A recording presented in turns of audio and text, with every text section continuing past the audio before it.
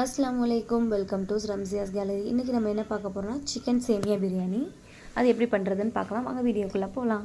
First ஒரு பாத்திரத்தை அடுப்பு வச்சுட்டு 2 table spoon oil, 2 table spoon நெய் ஊற்றிட்டு அதில் பட்டை, ஏலக்காய், கிராம்பு, சின்ன வெங்காயம் எல்லாம் போட்டு நல்லா மிக்ஸ் பண்ணி விட்டுட்டு வெங்காயம் நல்லா வதங்கினதுக்கப்புறம் 1 டேபிள் ஸ்பூன் இஞ்சி பூண்டு பேஸ்ட்டு போட்டுட்டு நல்லா வதக்கி விட்டுடலாம். அது கூட 2 பச்சை மிளகாய் சேர்த்து அதையும் நல்லா வதக்கிட்டு 2 தக்காளி கட் பண்ணி எடுத்து வச்சுருக்கேன், அதையும் சேர்த்து நல்லா வதக்கி எடுத்துடலாம். இப்போ கொத்தமல்லி, புதினா அதையும் வாஷ் பண்ணி எடுத்து வச்சுருக்கேன், அதையும் சேர்த்துட்டு நல்லா மிக்ஸ் பண்ணி விட்டுட்டு சிக்கன் வாஷ் பண்ணி எடுத்து வச்சுருக்கேன், அதையும் இதில் சேர்த்துடலாம்.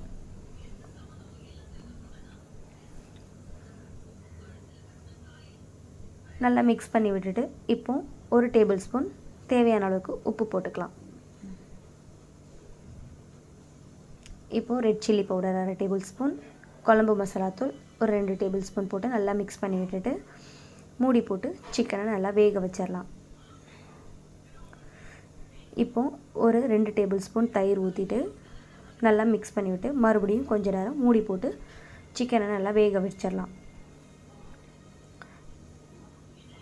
சிக்கன் நல்லா வெந்ததுக்கப்புறம் இப்போது 1.5 டம்ளர் தண்ணி ஊற்றிக்கலாம். டேஸ்ட் பண்ணி பார்க்கும்போது உப்பு கொஞ்சம் கம்மியாக இருந்த மாதிரி இருந்துச்சு, ஒரு 1/4 டேபிள் ஸ்பூன் உப்பு போட்டுக்கிறேன். இப்போது தண்ணி நல்லா கொதித்ததுக்கப்புறம் ஒரு பாக்கெட் சேமியாவை அதில் அப்படியே கொட்டிட்டு நல்லா மிக்ஸ் பண்ணிவிட்டு சேமியாவை நல்லா வேக வச்சிடலாம்.